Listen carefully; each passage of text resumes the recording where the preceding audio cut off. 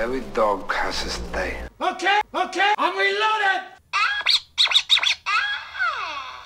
Raiders, we a nation of raiders.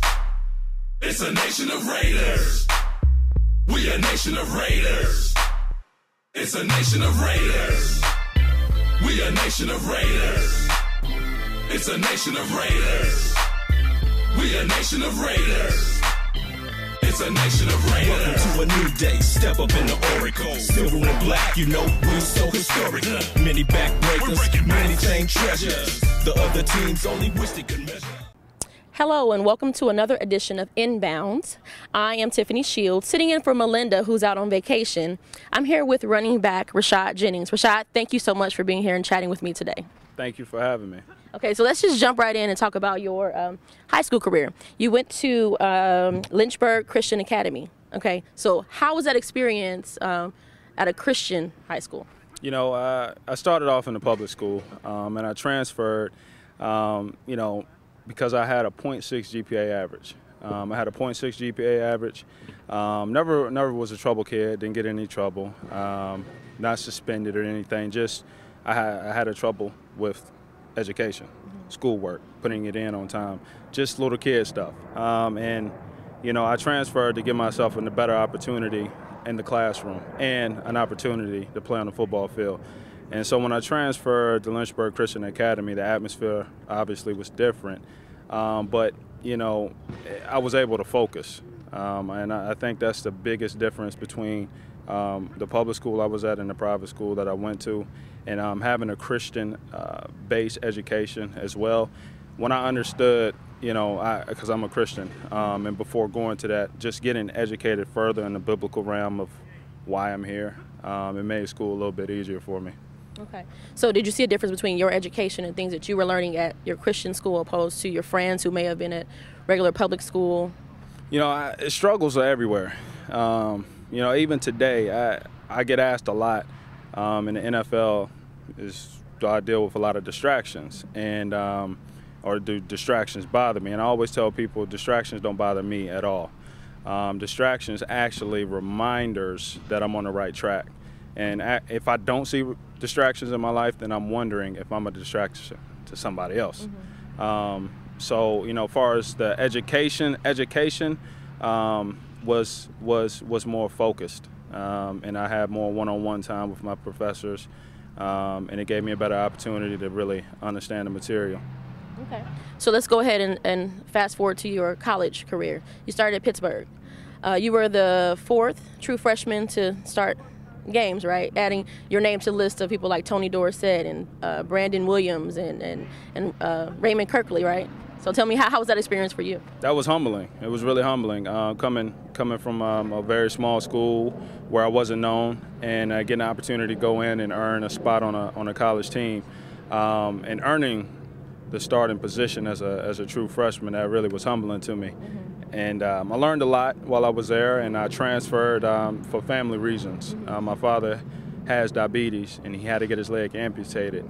And I wanted to be home, help take care of the house, help mom around the house, help dad around the house, and I still wanted to be able to get my double major. I still wanted to be able to have an opportunity to play in the National Football League. And I got a chance to transfer to Liberty University, and God worked everything out. How did you deal with, or what did you see with your father going through the diabetes? Like, how did you, if at all, did you change your lifestyle, your way of eating to prevent, you know, that kind of disease trickling down to you? Diabetes? Yeah, I'm a health nut. I'm a gluten and casein-free eater. I eat everything organic as I possibly can. I haven't had a soda in like 10 years. You know, I don't eat bread, don't eat a lot of things. And, you know, seeing how diabetes really impacted my father and impacts a lot of families, I want to make sure that I stay away as much that I can control from putting myself in a position to be diagnosed. Okay, so going back to Liberty, you Big South career rushing twice? Yes, yes. I got the MVP Player of the Year 2 times, back-to-back. Okay. So you ended up breaking your own your own record also, right? Yeah. So tell us about that feeling. How did that feel? That's another humbling experience, you know, being able to break a record and then chasing another record that you have broke, and really setting the stage for that university, and setting the standard. It's always fun, and plus, you know, you still want to be able to go back to your college and talk trash and say that's still my name on the board. So it's fun. Okay. And so in 2009, you were in the Senior Bowl, and you were coached by some of the Jaguar staff, right? Right, yeah. At the Senior Bowl, got elected to go to Senior Bowl and was there with a great group of running backs. And the Jacksonville Jaguars actually coached the South Side. And so they personally, one-on-one, got to see me work for a week. And I really think that that really gave me an edge of why they picked me up late. So when you did, he got selected by the Jaguars in the draft. So that transition from being selected and going to Jacksonville, did that help you seeing those familiar faces that you saw at the Senior Bowl? It did make it a little bit more easy transition, and also a good buddy of mine was there, Maurice Jones-Drew. Okay. I actually lived with him in the off season prior to being drafted, and we trained at the same facility, and I got a chance to work with him, Frank Gore, Fred Taylor, Matt Forte, a lot of guys that was already established in the league as a running back, and I got to learn from them. Okay, so let's talk about your injury in 2011. How did you deal with that mentally? Not only trying to get back physically, but the mental stability that you have. You know, anybody dealing with injury, it's not easy. I'm not gonna lie to you, it's not easy. But what really keeps me humbled and focused is really understanding that this is a privilege. You know, this is not an obligation. This isn't something that was promised. You know, it's truly a privilege to play this game. And, you know, football doesn't define me. I always tell people a lot, if the only thing I'm remembered for is running back in the NFL, then by my standards, I was a failure. And remembering how big life is and not focusing on your injury really helps heal the process quicker. And I focus on the whole process of it more than the outcome.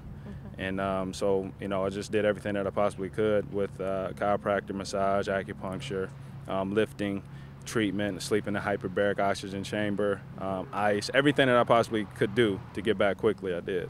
Okay. So basically your injury is also a mental thing. You got to be mentally sound. It is. It's a mental thing. It's part of the game. You know, injury is a part of playing football. So you've been on both sides of the spectrum of being injured and also replacing an injured player. No one wants to see their fellow teammate injured, but you were able to take Maurice Jones-Drew's place while he was injured. How was that feeling for you? You know, as a backup running back, I'm asked a lot, how does that feel like? And or rather, what does that feel like? And in the National Football League, I don't believe there's any backups. I think the backups that are at home watching. And so with that being said, you always have to be prepared. And a quote that I've taken with me over the years is, when opportunity presents itself, it's too late to prepare for it. And so I've always prepared day in, day out like I am the starter. So when that opportunity came, it was just like practice. Perfect. Sounds good to me. So let's just talk a little bit about your Play 60 camp that you held back at home over the past summer. Let's just talk about what that is and how that experience was for you. Well, that's an opportunity for me to give back. You know, it's very humbling, again, to be in this position. And there's nothing special about me. I'm just truly in a special position where kids are sponges to anything that we say. Whether we want to believe that or not is true. And so for me, how I remain in this position of passion is that childhood. You know, I was a overweight, little chubby, fat, dorky kid with glasses and asthma. And so, you know, a lot of people, when they see me today, this is all they see. They don't remember where I came from, or rather they would never know. So every time I get to see a kid's face light up because of the position I'm in, whenever I get to impact a kid's life, whenever I get to plant a seed for others to water, I want to take advantage of all those opportunities. And that is what we've been doing at every single camp. We have fun, obviously. They learn the fundamentals of football. They steal some NFL secrets we give them. And also there's a mentoring aspect to it. Perfect. Well, we definitely want to thank you for your time and wish you a healthy, prosperous season here with the Oakland Raiders. This is Rashad Jennings. I'm Tiffany Shields with Inbounds. Thank you for joining us.